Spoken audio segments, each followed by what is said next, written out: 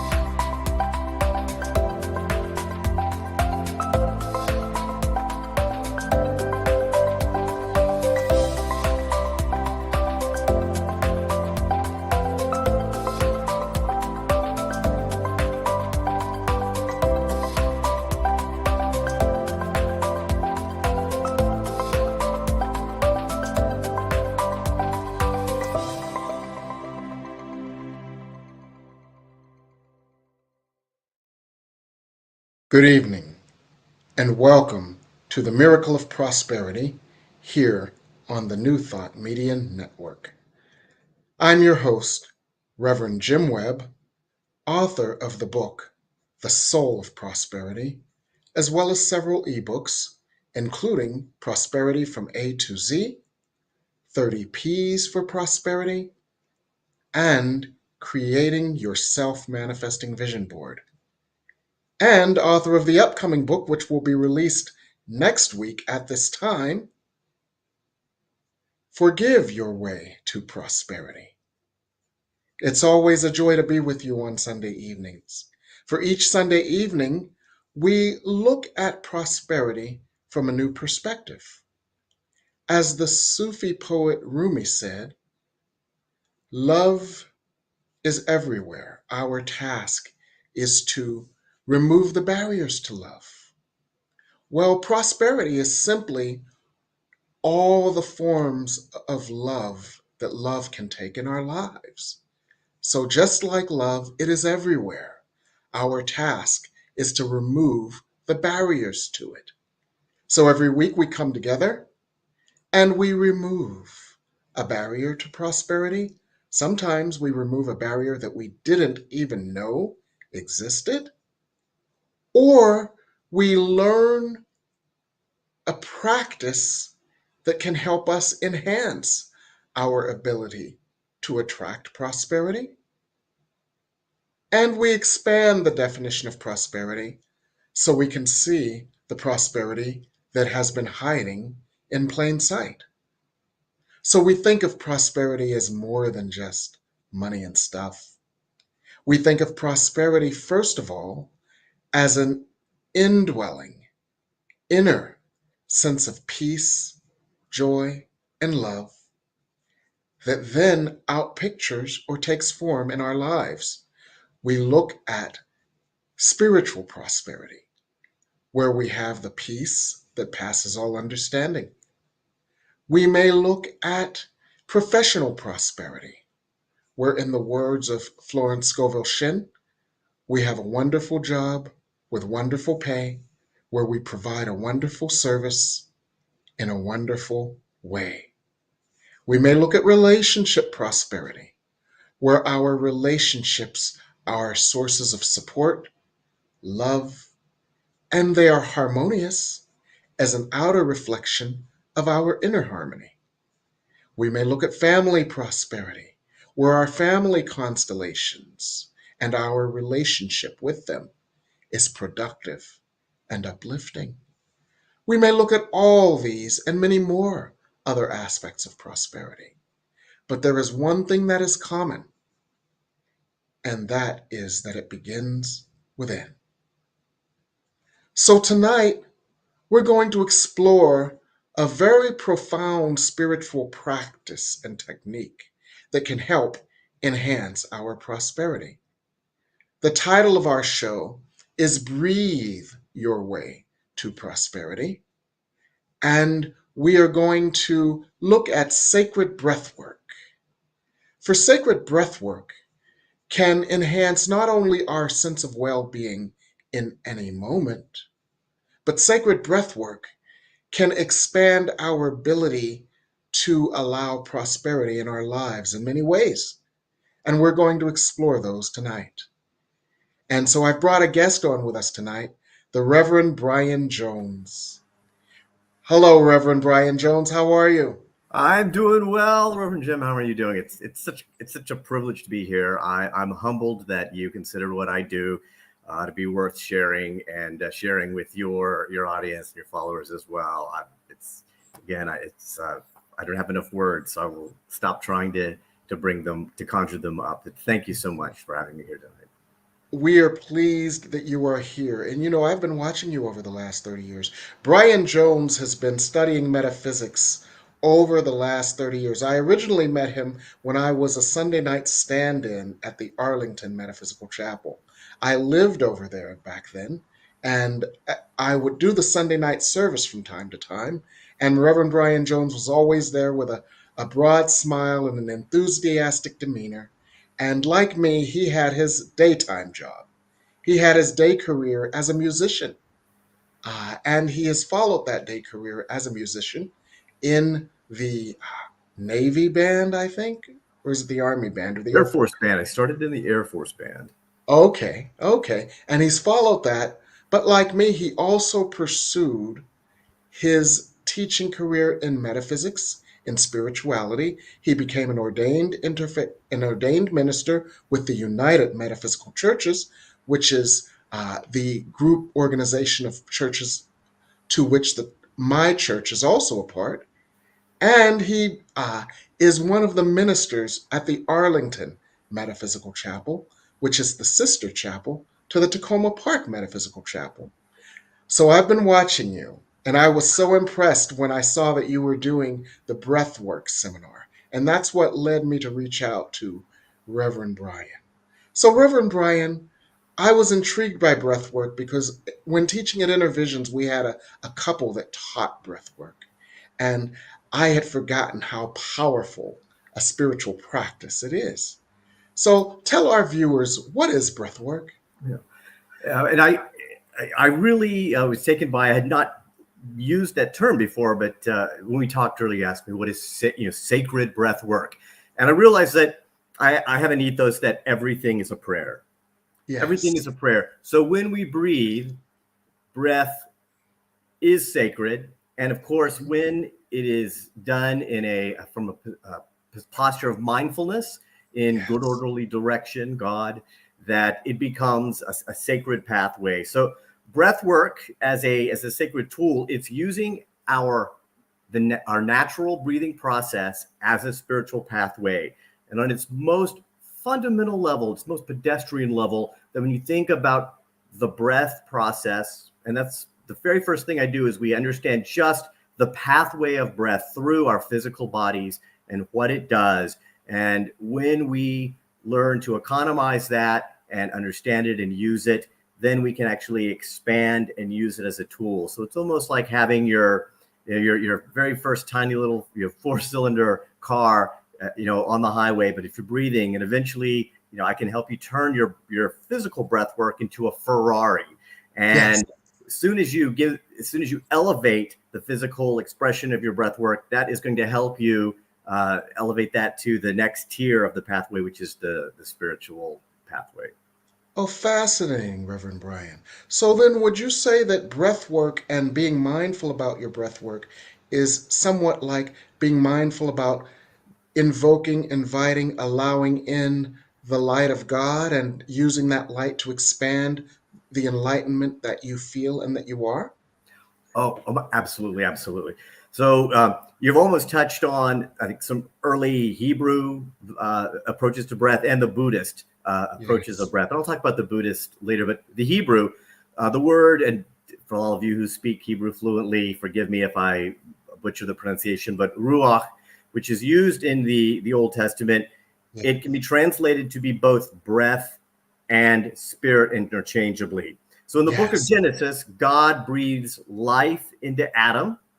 And of course, we look at that as both, Adam becoming a living physical being, but we also understand metaphysically that he has been infused with his innate spirit, his innate divinity, his innate God spirit. So it's a dual fold process there when God breathes ruach into Adam.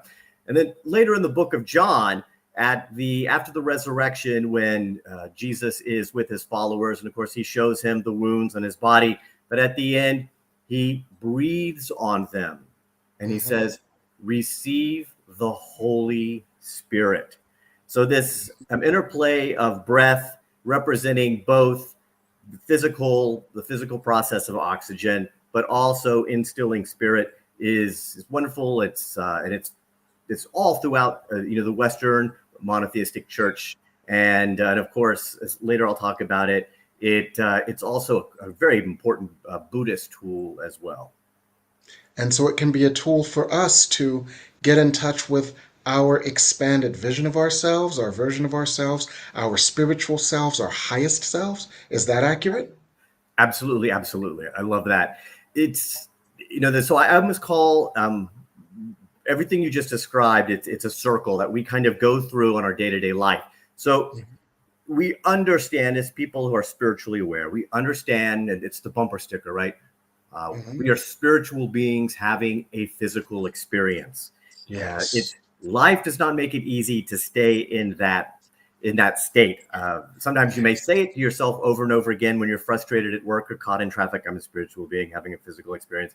But Yes. I think most of the time we just feel like physical beings.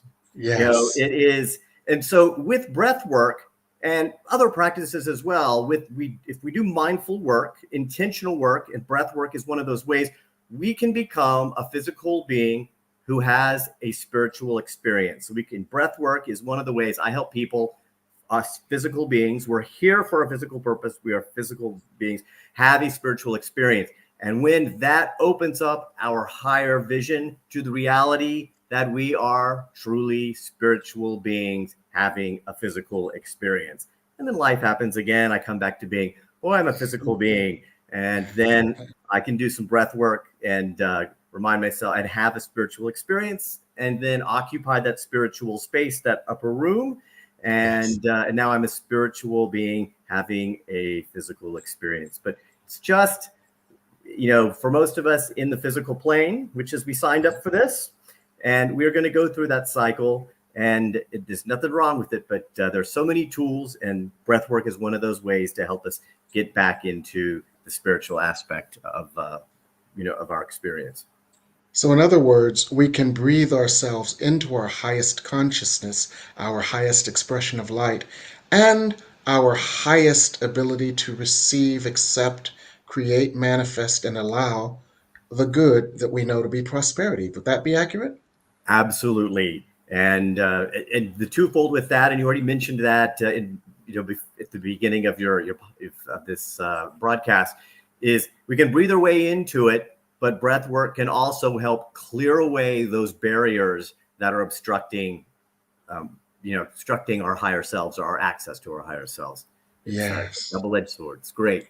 Wonderful. So, how did you get into breath work?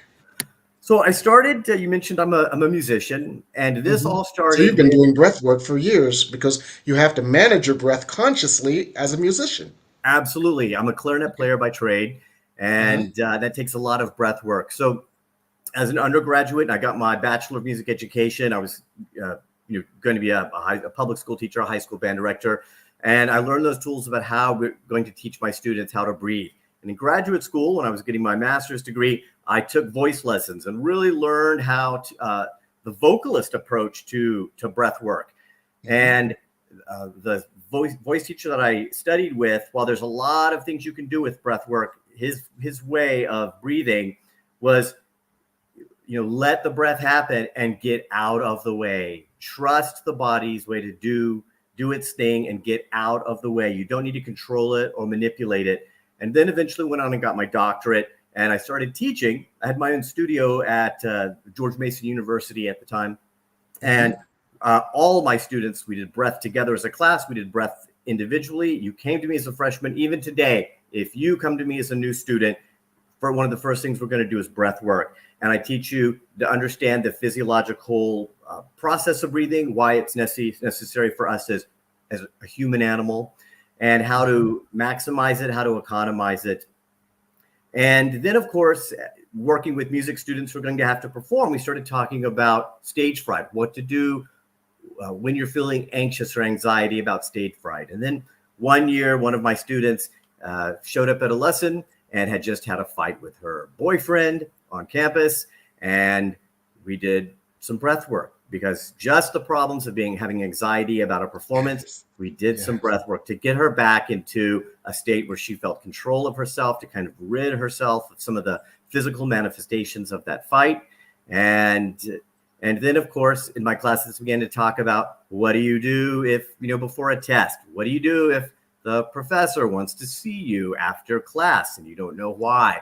And so I began to realize that, of course, that all these tools I was teaching specifically for music had life's purpose, had a life purpose. And so I would eventually do classes. It spread to teaching classes, and I've done classes all across the country. But eventually, when I started just doing classes and taking the music part out of it, and using all those tools that are just for life. And they really do, being a musician, being a performer, actually having to go talk to your boss, actually having to have a difficult conversation, having to drive in traffic. Those are all the same. So, and so these tools just flowed right from music to life. And I began to share them with anybody who had an open mind, had a pair of open lungs, So that's how I got from being a musician to teaching breath work. Wonderful. So it sounds like breath work and sacred breath work, mindful breath work, has applications in all of our lives. And I heard several applications buried in what you said. And so I'd like to bring those out for our viewers. And viewers, you are probably already putting together some questions. So let us know that you're here. Say hello to us. Let us know you're here. And we're going to get ready to take your questions in a few moments. But what I found, Reverend Brian, is I found buried in some of the examples that you gave, examples of how breath work can help us in our lives for short-term and probably for long-term prosperity. In the short term, it can move us out of a state of anxiety, which is repellent to our good. Is that accurate? Absolutely. And so that takes, I think, anxiety is one way or one form of what Buddhism or the Buddha would call suffering, right? Yes. So when we're in friction, there's friction between, the highest path and the path we're on. So Buddhism is a Buddhist term. I hope I don't get it wrong. It's like sati, which is just attention centered on breath without any effort to change the breath. And so many times when you're meditating, you say, just be aware of your breath. Just be aware of your breath. Sometimes it's, if you have any aches in your body, any cold spots of your body, any hot spots of your body, just be aware. Just be aware. So that first part of being aware of the breathing in your body is, if you can really master that and not attach any value to it, not try to control it, not try to change it. Again, not try to put any value to it. Just it is. So that is setting you on the way of what they call the foundations of mindfulness. There are 4 of them in Buddhism, and the first one is mindfulness of the body. And so breath work can help you just be mindful of the body. And I think I already talked about that. Am I feeling anxious? Where am I feeling tension? As breath goes through your body, you may find areas of tension that you weren't there. And in my very first level class, when I teach people how to maximize the breath process, and suddenly breath is reaching more parts of the body, you're breathing more deeply, then you're realizing, oh, there is tension there. I wasn't aware. So most people breathe a little shallow. It's all up here. And when I get you back to how your body was designed to breathe, how it wants to breathe, how it is breathing when you're asleep, you're going to suddenly find areas of the body. And then, of course, the next area of mindfulness is mindfulness of our feelings. And when we let go of that, you can suddenly start going, just how am I feeling? And I'm a big fan of I said, how am I feeling? Not what am I feeling? I try to let us just feel those feelings, not put them in a box yet, because that's the next, because that suddenly limits the power of your emotions. Then the third one is the moment you do, though, it's mindfulness of our thoughts. And then, of course, once those things go into action, it's complicated, but the fourth level of mindfulness is it's like the Dhamma, but it's all of this in action and in interaction with the world around us. It's a multi-petaled lotus, and I've been very simplistic with it. But those are the four levels of mindfulness that help us go from the body to what we're feeling emotionally, how we categorize that with thought, and then what we do with that. Okay. Wonderful. And if I can just feed that back to our audience in terms of our prosperity consciousness, breath work can help us, first of all, move from the moment of distress to the source of distress. What are the thoughts? What is the feeling that is the source of distress? And even more breathing can make us more conscious not only of the feeling, but where was its origin, what is the error in thinking, and what is the truth beneath that would allow us to come back into a prosperity consciousness. So, in other words, breath work is a tool for self discovery, self awareness, and also a tool for healing the errors in thinking that would otherwise block our prosperity. And that's why I wanted to welcome the Reverend Brian onto our show tonight so that he could explain this to us and so that we could answer your questions. So we're going to go to break in a moment. And when we come back, we're going to be prepared to discuss this a little more and answer your questions as we breathe our way to prosperity here on the New Thought Miracle Network.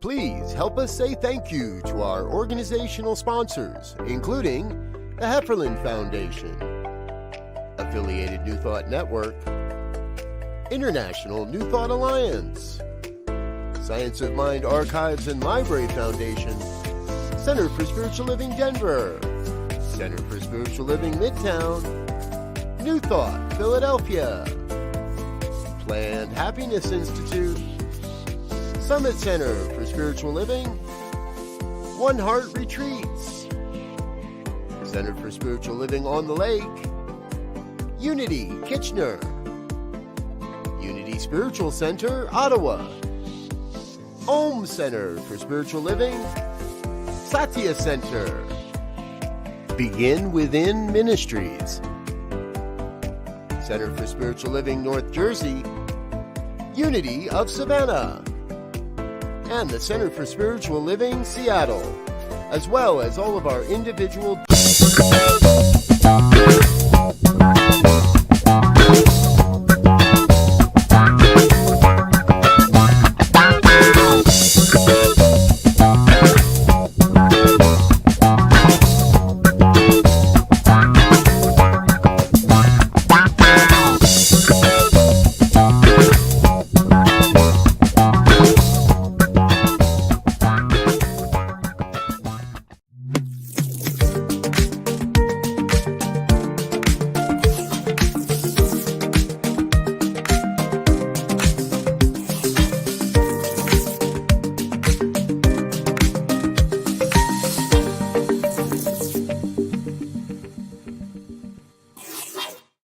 And we're back here on the Miracle of Prosperity.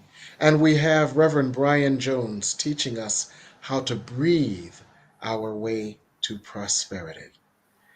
Now, one of the things we discussed so far was how breathing can actually cause us to become more mindful of the feelings we are having, and then go even deeper and breathe into an awareness of what is the origin of these feelings?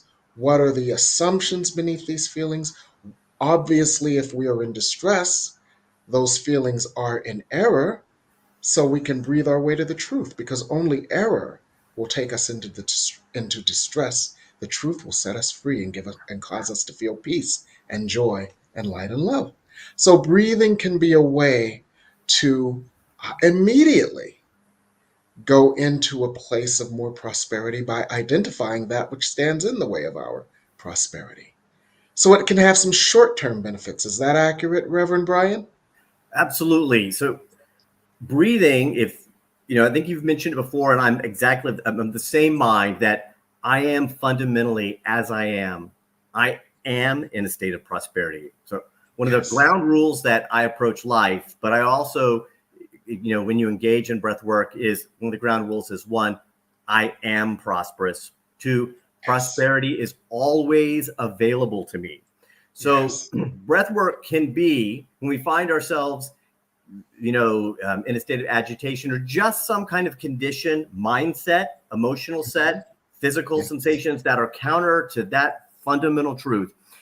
Breath work, there are some interventional things that we can do to get us out of that, or at least help us back up.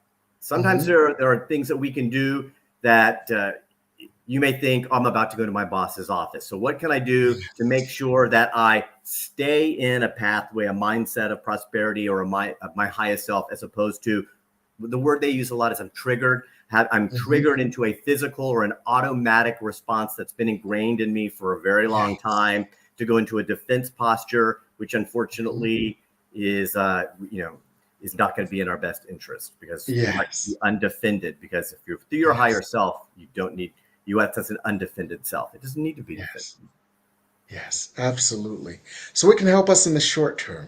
How can breath work help us maintaining a longer term prosperity consciousness? And how can we integrate it into all of our other spiritual practices to help us maintain and cultivate that prosperity consciousness? So I kind of mentioned two ground rules, and I have a third one that I like to live by, and I'll preface that with a little bit of a story. An organization I belonged to many, many years ago, we got into this mindset that we need money. We need more money. We need more money, which was good. You can do a lot of good things with money, but the mindset became we need money. We need more money. And so we manifested a beautiful, powerful need for money. Yes. And years later, or around that time, I think actually a friend took me to Sweden, and the more I learned more about the Swedish culture, became enamored with a mindset of theirs. The word is lagom, which means enough, but it doesn't, it's not like, it can be used like how much, spice do you want in your food, or lagom, but the Italian version of quanto basta. But also lagom just means enough. I have enough. And so we see a lot in society, people need more. I need more. I need more. And that underlying that is some kind of deficiency, that if you're needing more, you need more, you need more. Because I think that when you start chasing more, you've identified a need for more, and you are really manifesting a need for more. And so when I have this, I'm living in an 800 square foot condo. And when I got this, and I'm actually trying to get rid of things now because I truly have lagom. And I have this undefined sense of satiated in life, happiness in life. My life is fat, it's corpulent. So that mindset already, if I have that underlying mindset, then breath work is one of the many tools. And I know that you've introduced. So this is just yet another crayon in the big box of crayons that we can color with. But breath work is one of my favorite tools to actually help me, one, get back into a state of prosperity with, just being even killed with, and also breath work can help me uncover some of the whys am I doing things. Now, a lot of times I've heard people on, why do you want to lose weight? You've got to really find the real why. If you're going to do a big lifestyle change, like lose a lot of weight or suddenly take on exercising or some big life change, you have to really drill down to the fundamental why. And I've heard, some gurus, I'm loath to use that word, but some experts in these fields talk about, losing weight for your my high school reunion, which is coming up, isn't going to be enough of a why. There's that fundamental, what's the real fundamental why we get down in there too. And so we have to really drill down. And when we have things that block us, there's also, when we undermine ourselves, there may be a why not on the surface that we're throwing in front of ourselves, but it's really uncovering, peeling back the why do we want this, or why do we need to do this? Why, and that's that word need is a powerful word. Yes, and absolutely. I will use that more than I will use should. But Yes. why are we doing this? Yes. Yeah, and then also the why nots. Why aren't we doing this when we know it's in our best interest? And we start to drill down to the truth of those. That is a lot of work. And so Yes. sometimes you can, I'm a belief that we are, in this day and age, there's so many hacks, right? We are analog beings. And so Yes. there's very rarely is there going to be this one little thing I can do, this hack that's going to suddenly open up for you. Or at least, and it may reveal something, but it's not, rarely does it permanently open something up to you. And so we constantly have to use tools to help us drill further and further down. It's almost like if we're trying to get to our true self, if you've ever been somebody who's drilling a well in their backyard and you need to get deeper and deeper, and then water starts to seep in, but you need to keep going deeper and deeper. So you have to change the drill bits. So it may be meditation, then it may be breath work, then it may be exercise, it may be actual charity work, but there are many just ways to help you dig deeper till you, or to start peeling back layers of this existence we built for ourselves. This could go on to a many-part series here, but revealing our truest fundamental selves, and breathwork is one of those ways. Now, my breathwork 2 class my breathwork 1 is all about intervention techniques. It's all about understanding our breath, getting comfortable with breath, having awareness of our breath, accepting our breath, allowing breath to do its thing, and a few tools that just help us. It's called spirit breath, and it just helps us on everyday life. The second level class I do is using breath, and it's a powerful, turbocharged, session of breath work that helps reveals things. Things come to the surface, and that is in the setting of that class. It's letting you, I'm encouraging you to, if that comes up, go there. So I did it recently, and afterwards, one of the participants said, I started to have this feeling. And it's like a feeling of like when your cat dies. And I knew I shouldn't feel that. So I felt happy. And I was like, no. Yes. You go there. Yes. This is a safe space. Why did you feel it's not okay to feel sad? So that is with breath. Now, breath is a process that we do. We inhale and we exhale. And I go deeper into the nerdy aspects of why physiologically we need to breathe, just so you understand the process of it. But holding our breath is not a natural process. When we sleep, we don't hold our breath. We just breathe in and we breathe out. Now, so there are some intervention techniques that I do that do involve holding the breath, and that is because you are trying to intercede in a state and you want to change Sometimes I call that an interruption. An interruption. If we're going down a rabbit hole, and I do a lot of counseling and coaching, and if somebody's going down a rabbit hole and they are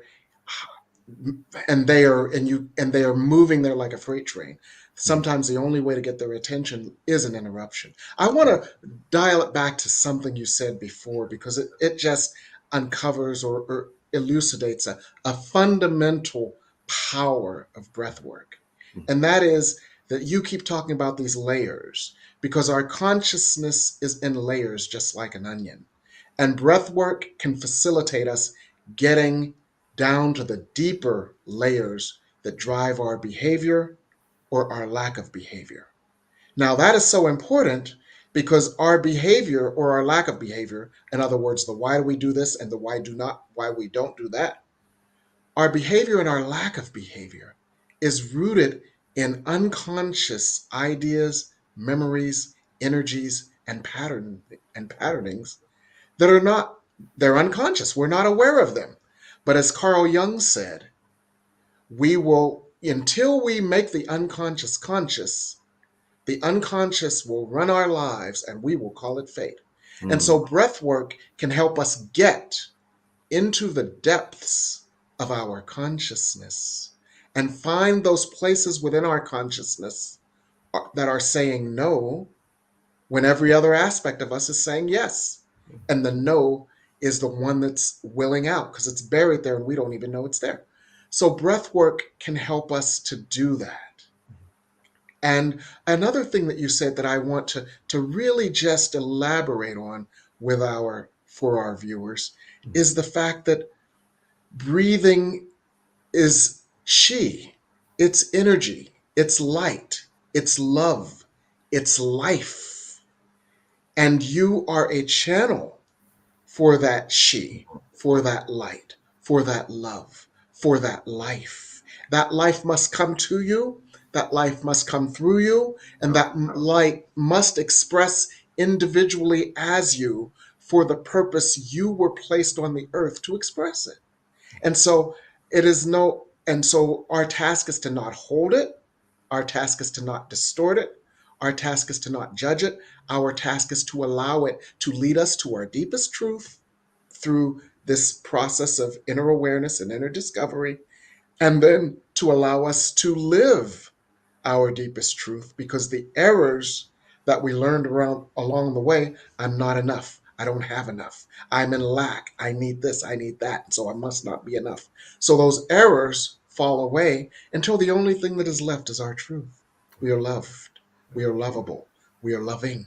We are love able, for we are simply expressions of love. And if I heard you correctly, Reverend Ryan, breathing can help us get there. Is that accurate?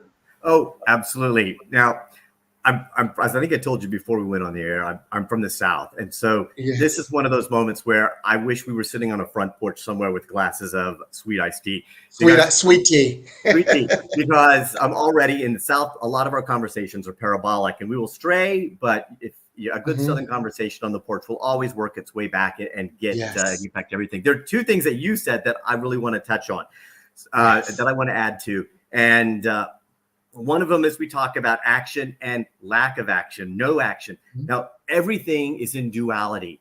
So a lack Mhm. of action, of course, is not always bad. And that is one of Mhm. those things when you get to this place of stasis, of Mhm. calm, and something happens, and you get hit with a wave, and you have, I got nothing, I got no response, I got no action. I'm just going to be here with this for a minute.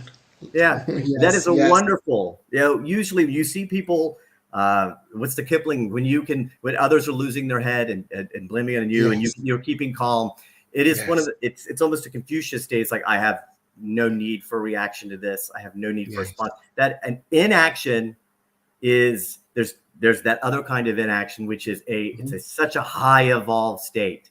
Mhm. It's there's just no movement. That is wonderful, and people may misinterpret it as sloth, but it really is the most ultimate quiet wisdom. And I love that breath work can help you be Get less there. action. It's the right kind of action and the right kind of inaction is what we want to.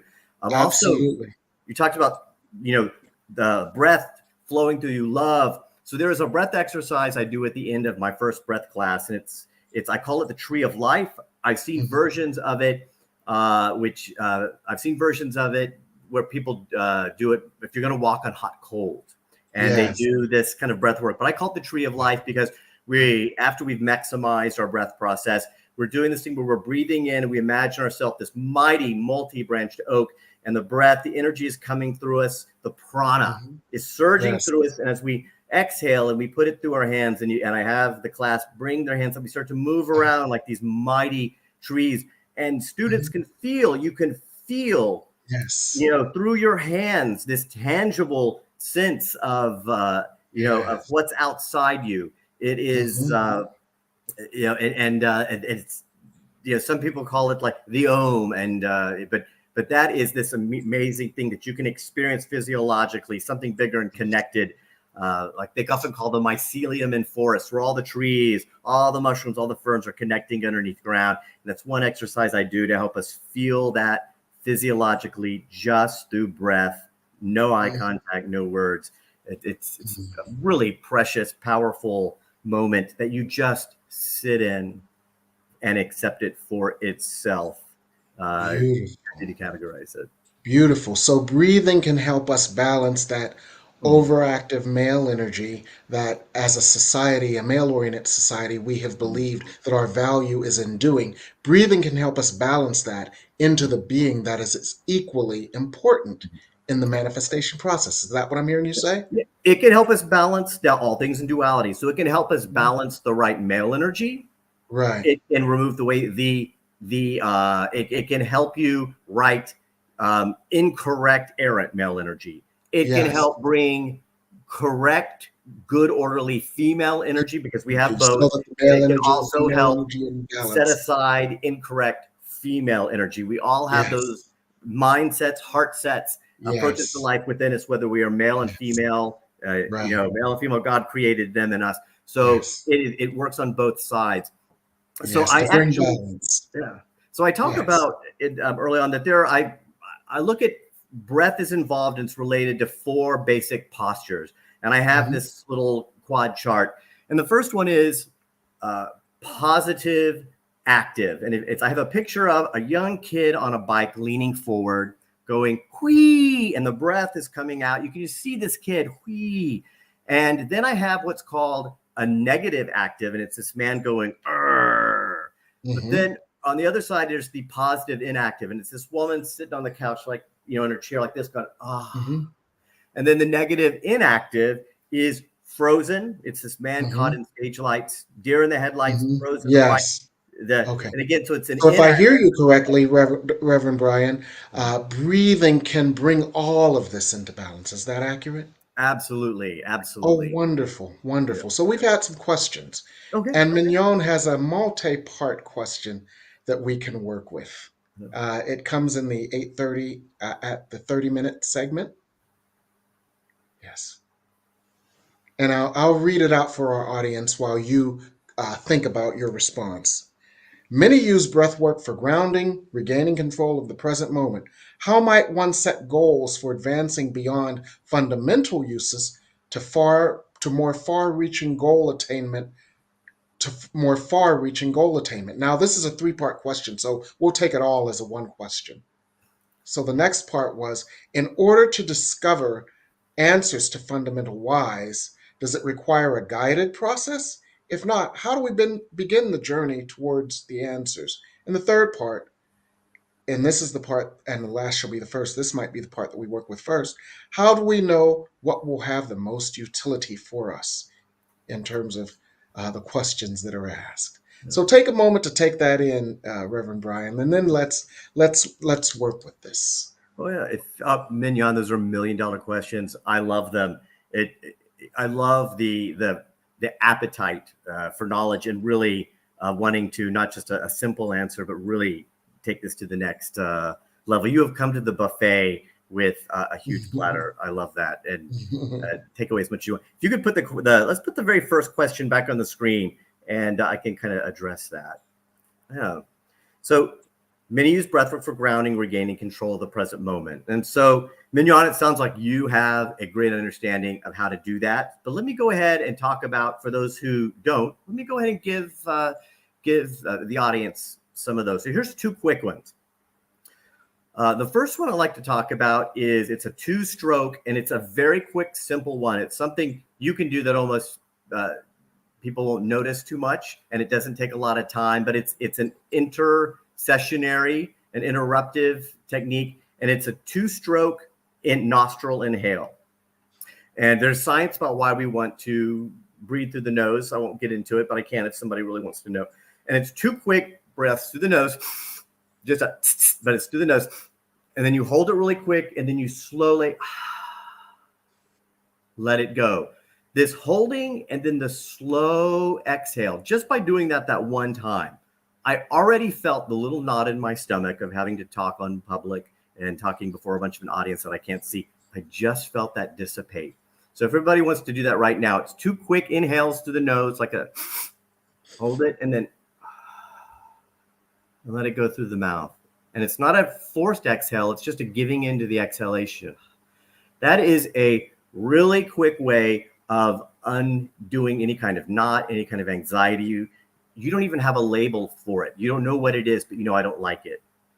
And that's a quick way of dissipating. You don't have to know what something is. If it doesn't feel comfortable, that's all you need to know. And this is one way to at least dissipate the physical manifestation of it's having on your body, because we know that when you're taking on anxiety, your body does start to breathe more shallow, more rapidly. We go into that fight or flight response, so we can make quick responses, like we're a rabbit trying to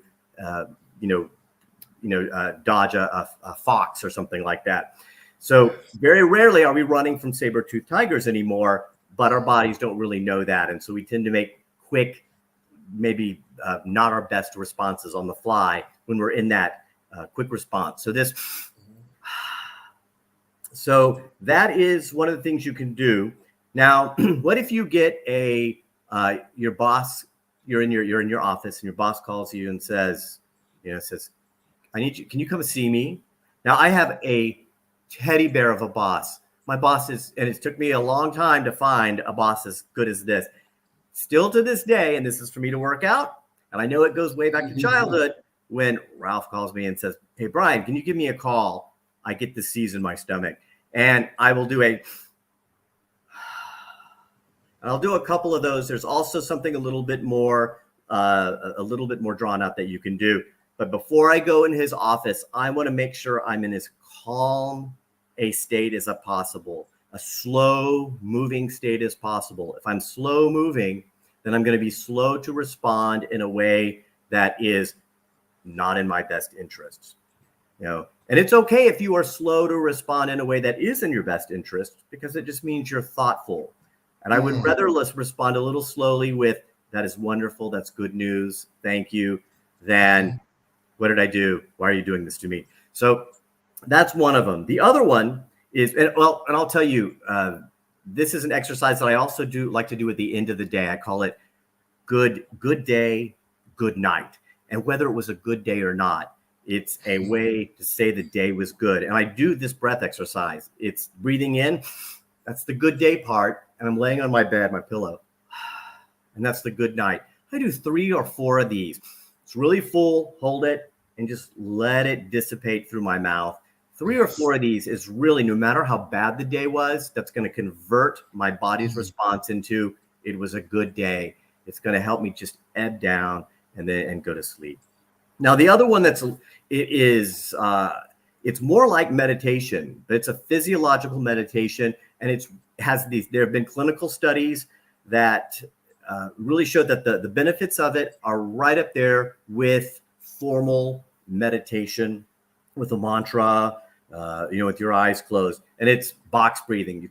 Many of you have probably already heard it, but again, it's an intercession or interruptive practice, because you are holding the breath. And what you do, and you will find a tempo that is your own. So a lot of times before meditation in the chapel, just to get everybody synced up, or in my class to get everybody synced up, or just even transitioning from singing a hymn or the announcements to a meditation, we'll do joint box breathing. But on your own, unguided, is probably the most effective, because you know your body better than anyone who's leading this. And it is, you're going to inhale through the nose. If somebody wants to know why, you can put it in the chat, and we'll take time to understand it, but explain it. You breathe through the nose for a count of 4. And you're going to sit in that fullness, prosperity. You're going to sit in that fullness of breath for 4 beats. And then you're just going to give into the exhale for a count of 4. And then you're going to sit in the emptiness for 4 beats. And then you're going to inhale through the nose again for 4. Let's just do a few of those. I'm going to lead it. Everybody close your eyes. you're going to through your nose. We're going to inhale for a count of 4. Inhale and hold that. Exhale, 2, 3, and hold it. Inhale through the nose, all the way down to the belly. Hold it. And exhale. Hold that emptiness. And it goes forward. So you can do, I'm already very mellow. Yes. Very mellow. Yes. And so you also answered Carlisa's question. Give some examples of how to calm us, please.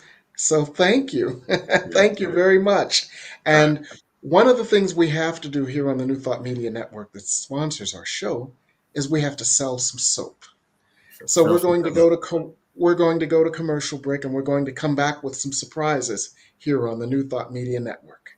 Please help us say thank you to our organizational sponsors, including the Hefferland Foundation, Affiliated New Thought Network, International New Thought Alliance, Science of Mind Archives and Library Foundation, Center for Spiritual Living Denver, Center for Spiritual Living Midtown, New Thought Philadelphia, Planned Happiness Institute, Summit Center for Spiritual Living, One Heart Retreats, Center for Spiritual Living on the Lake, Unity Kitchener, Unity Spiritual Center Ottawa, Om Center for Spiritual Living, Satya Center, Begin Within Ministries, Center for Spiritual Living North Jersey, Unity of Savannah, and the Center for Spiritual Living Seattle,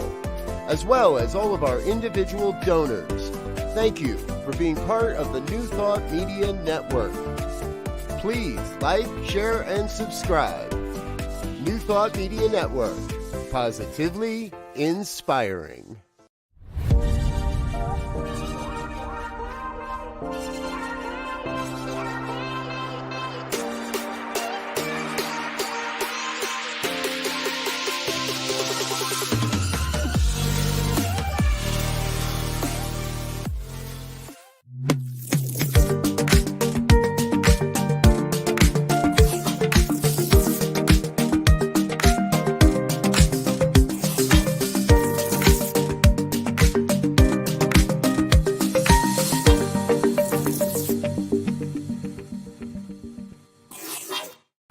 And we're back here on the Miracle of Prosperity.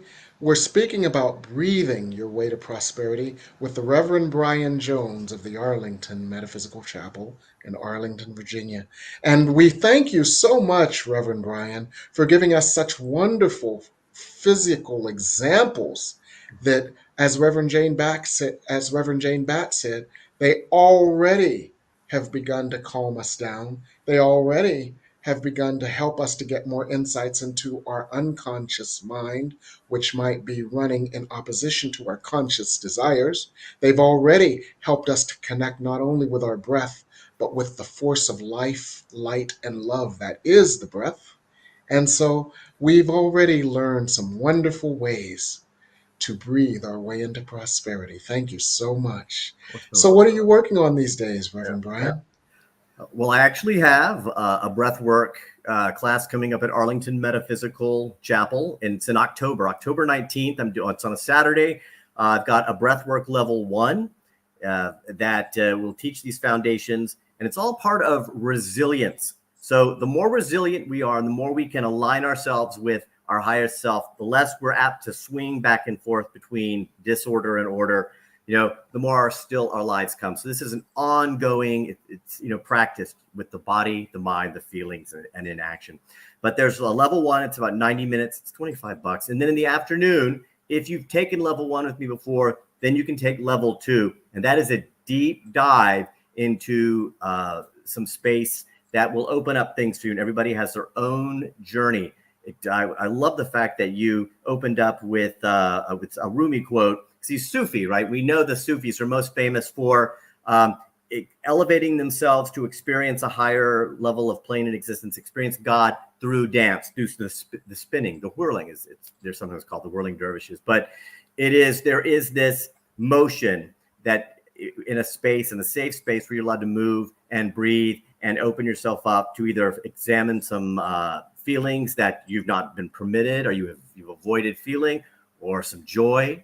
Yeah, you may be a little bit more wacky that you need, or you may actually experience that negative feeling that you told yourself you're not allowed to experience, or you may just, things may open up and you see something absolutely beautiful. It's a very personal journey, but that's coming up. And also, I am more than happy that is the best way to reach me at the church, Arlington Metaphysical Chapel. If you just put Reverend Brian, I can actually come and work with groups, small groups, and do that as well.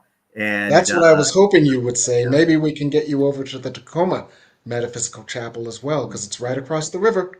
Absolutely. And that is what's coming up with me. And you already mentioned you have a book coming out. And I know that's probably just one of many wonderful things that is down the road for you, Reverend Jim. So what is going on with you? Well, I have a book coming out. Next Sunday at this time, there's going to be a link right under my face that says how you can order my book. The book is called Forgive Your Way to Prosperity, and it's about how to use forgiveness as one of the most powerfully effective ways to allow more prosperity in every aspect of your life. We've misused forgiveness a lot. This book will show us how to use forgiveness to create the prosperity that we desire. And it'll be released next Sunday, September 1st. I've also got some new classes coming up. I've got a couple of new classes coming up starting on Monday, September 9th.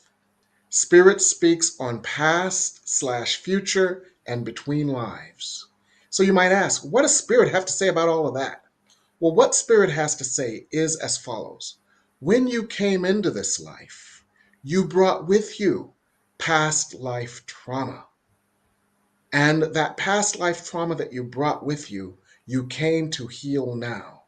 You came to heal it now because now is the first time in eons that there has been enough light on the earth to heal this.